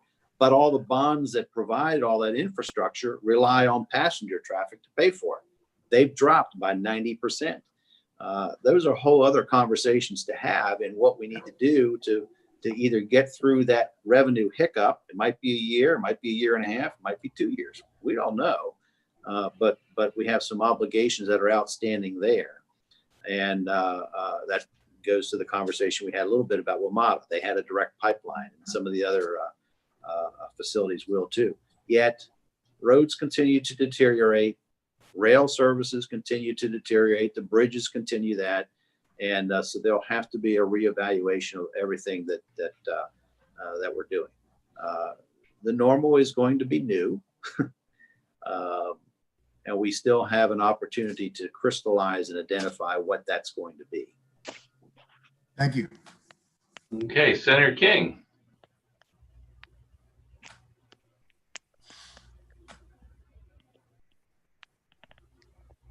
There you go. Okay. Good morning, everyone. Thank you, Mr. Chairman. Hey there. David, in listening, I'm just sitting here listening and thinking about how connected so much of what we are funding. Just an example, the daycare providers. We've heard a lot from them, very concerned about the funding continue for them, and where they can, you know, I don't know whether they can take a cut or not take a cut, but we have to have the daycare providers opening so that people can go back to work, and it's so much of it's connected. Is there a way of looking at all of it, and as far as what is connected, and so what has to happen here so that another thing can continue? Well, that's just it. We've had you're right. It's kind of like all this bridge that's interconnected with all these sticks. And, or I guess another way to look at it is any chain is as strong as its weakest link. And what do you have to do to reinforce this one? Then you potentially identify something else that's short. Meanwhile, the virus keeps doing its thing. in attacking us from different venues. But yeah, I mean, that's one thing that we've recognized is it's one thing to have people have to stay home and isolate to stay safe. It's another thing to have something potentially open back up, but then they don't have the services or the capacity so that they can, have their children in some safe environment. And then the other conversation that's taking place is what constitutes a safe environment. If we're trying to keep distancing, at what point in time do you keep kids at a distance, and then also the people that work with them? And that's why it's going to take some additional resources and potentially a new way to look at it and think about it. And we might have to be more forgiving in a lot of different venues. One thought that's going on in the business place, and by the business place, I don't necessarily mean the private sector. Let's just say the workforce, is staggering work times. People can come in at 6 a.m. and leave at 1 o'clock or 2 o'clock, or come in at 10 and leave at 6 or 7. That's one thing that we've been having conversations about at areas where there's high concentrations of people, state center and things like that. How can we stagger some of that out? Well, similarly, if someone's going to work at 6 and they have childcare needs, where are they going to do it? And how are you going to have a childcare facility that potentially is open from 5 a.m. to 8 p.m.? We don't know necessarily what that looks like. But MSDE, handles the childcare aspect. And we, when I say we, I mean the legislature, when I was there too, collectively assigned that oversight to them. Whether that's right or wrong, maybe it's a new conversation to have. But I don't know what the answer is going to be. All I know is our mission is to try to make sure that we have some resources available to make them, to accommodate. Okay, thank you. Sure. Okay. Senator Roosevelt. Thank you, Mr. Chairman. And I want to say, Mr. Secretary, I'm very impressed with this presentation, and there's no hook at the end of this, so take this as a compliment that's intended. Is that gotta watch that, Jim? Sometimes you tee it up. I know. I'm warning you. I'm not teeing it up. This is just straight. I really am impressed, and I really feel much better about where we're going, having heard this long explanation of how you're thinking about these complexities of the budget, because I didn't understand. I mean, I'm not surprised. I presume that's what you're doing, but I think it's very helpful to lay it out this way for all of us and in public, because I think people understand it's very complex, and it's clear that you all understand the complexities of it. And so I just want to say that I appreciate it better having heard this explanation. So thank you for joining us. My question relates very directly to the federal money issue. Is predicting what the Congress is going to do is like way above our pay grade. But the House of Representatives has passed a bill 6 weeks ago, 8 weeks ago, that has $500 billion just for state governments. That we're 2% of the country. That's $10 billion if that were actually go through. Now, is what passed the U.S. House going to happen? No. We don't know what the Senate's going to do. We know we're going to get an election in the fall. But I thought, because you all are following this, and as you point out, Mark is chair of the National Budget Group, I'd be interested in your all's perspective, speculations, with a little more granularity, because one house of the Congress has passed a bill with very specific numbers in it. And the Congress will or will not act before the election. After the election, the Congress will act. I don't think there's any question about that. So I'd be interested in what you all have heard, what you all think about the federal money as beyond we don't know. Yeah, well, right there's the answer. We don't know. Like you said, trying to predict what's going to happen. But let me, before I turn it over to Mark, because he's going to go into just some of what he's heard on it. What you just stated, though, inoculates the whole conversation, is that, look, we're in the fall of politics. And you got the House that did what it did. You got the Senate pushing back. You got a presidential election that's reigning over top of everything. And who knows what's real? Who knows what's posturing? Who knows what's actually going to come down the pike? And more importantly, when it's going to come down the pike, because that's what we're trying to do, is make some short-term, medium-term, and long-term decisions with that as an unknown. Yeah, we know that there are conversations out there all along. I think for the benefit of the members, what the federal government so far has basically told us is you can use this money for pretty much anything that's COVID related prior to December 30th, as long as it's not backfilling revenue. So we get all those conversations. Well, we lost this, we lost that. Can we use it? No, if it's backfilling a revenue. And that's more, I think, to the point of what some of the states are asking for. And you're absolutely right, Jim. It's all the politics, and we don't know. Mark, I'm going to put you on the spot to say we know the $500 billion ask, but what are some of the states pushing back on, and what are you hearing from Treasury? Maybe you've got something besides. I don't know. So that's a very scientific answer too, by the way, right there. So. All right. So I have to sort of look into my crystal ball. I would kind of say that the ask that you hear most often out there is what sort of NGA, the National Governors Association, has put forward, which is a $500 billion ask across both state and local government. So once again, it would obviously depend on how that sort of split occurs between the two. I would think that that's sort of a high water mark of what could be available. So if let's just say the state share of that were sort of $300 billion, I think I said million before, but $300 billion, that would say, Maryland is in the $5.5 billion or to $6 billion range, sort of obviously depending on sort of how those formula works. Those formulas are allocated. So I would see that sort of as a high water mark, but I think I'm like Mr. Romans earlier saying that I probably do think we're going to get some lesser amount. And so it's in the end, it's going to be, it's going to be sort of a shared sort of sacrifice here. We'll get some assistance from the federal government. The state will have to make some budgetary reductions, and we may have to use some portion of our rainy day fund to sort of get through the next couple of years. So Mark, let's put it in perspective. How much at the national level was this latest federal CARES Act?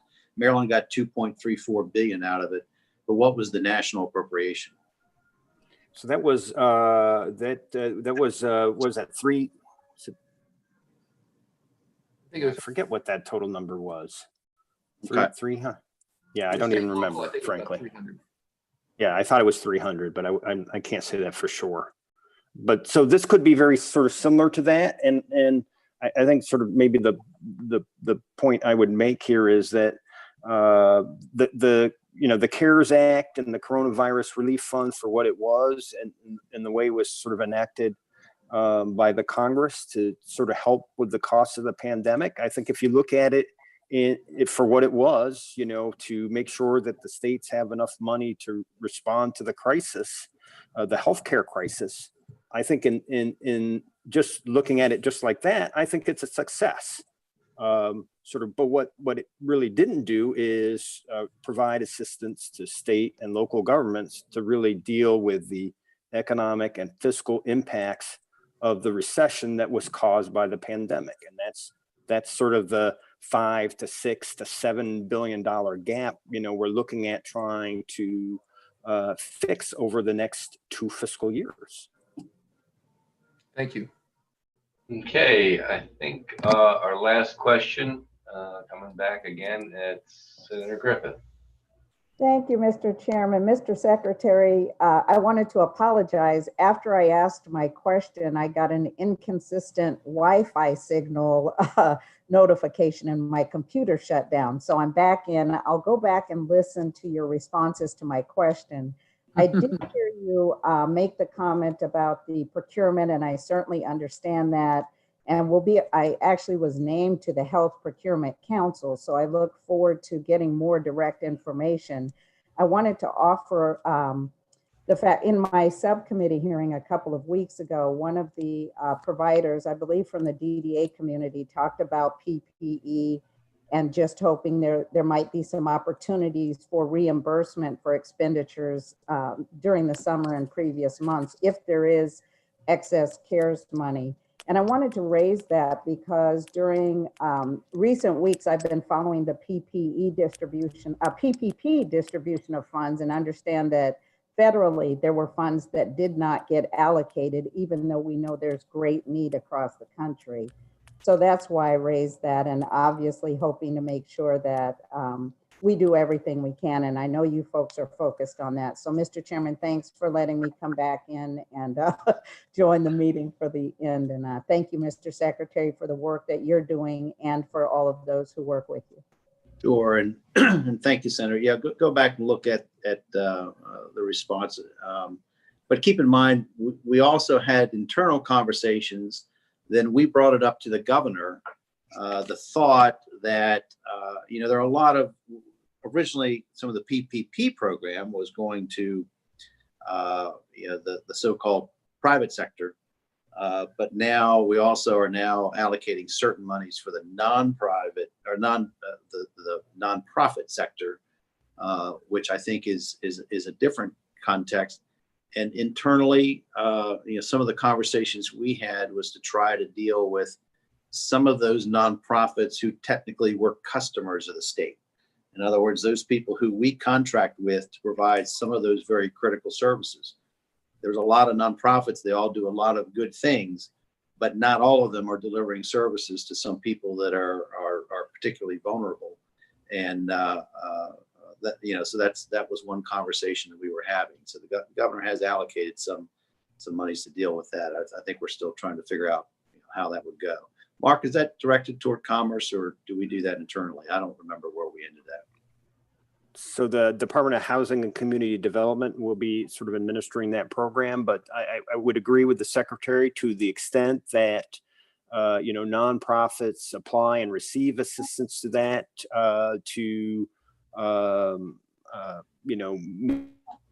meet their business needs. That part of their business needs in the current climate, right, obviously is making sure that they have an adequate access and ability to pay for PPE. So certainly that the governor's office certainly had heard a lot from nonprofit providers in all areas of the state and in all sort of capacities, developmental disabilities, behavioral health, our Medicaid providers, about trying to do something to help them. And that was the governor's recommendation that sort of moved forward and was announced last week. Okay. I think Senator McCray wants to sneak one last question in. Thank you, Mr. Chair. Sorry for coming back around for the second bite at the apple. You get to be the bookend. You were the first one, and maybe now you're the last. Who knows? So, yeah. Thank you, Mr. Secretary. It was a number of articles in reference to the PPP that was released. I think I was reading them either yesterday or the day before yesterday. And could you just help, and this may be a commerce question, I'm not sure, but I'm going to ask. In reference to being intentional, I noticed that I saw the 7th Congressional District, they highlighted that they only got 2.7% of the money in that of the PPP in that respective congressional district. So they laid it out, and I haven't got anything from the administration thus far that lays out where the money has went. But can we talk about if anything was intentional? I know we were intentional about nonprofits getting the money. I think it was $5 million or $50 million, one of the two that went to nonprofits. But when we talk about underserved communities, when we talk about Black and Brown communities and the businesses, could you just let me know if the administration was intentional about them PPP dollars?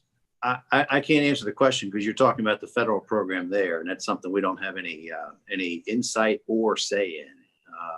That's what they were reporting out on that story. But so far as the state side, yeah, that would be a commerce conversation to have because I don't know how that was broken out. I wish I could help you there, but I can't. No problem at all. Thank you, Mr. Secretary. Okay. Well, thank you, Mr. Secretary, Mr. Nicole, Mr. Romans. Great presentations all around. We really do appreciate your time and your insights, and it's very, very helpful. Committee members, it is unlikely that we will meet again unless we get some sort of significant more information from the Board of Public Works, possibly something that might come down in terms of budget amendments. So good chance we won't get together again until August at the earliest. But I am gratified that all 13 of us showed up today, and I appreciate all of you for being here. We obviously do have a big task in front of us, and this is just the beginning. So look forward to all that we're going to do together to make all of this right. So, Mr. Secretary, again, thank you. We will enjoy having that conversation and working with you as we get to the place that we need to be for the state. So thank you all. And to the staff, of course, thank you for doing what you did to make all this technology work today. All right. Take care, everybody. Great, Have a thank good you. summer. Mhm. Thank you.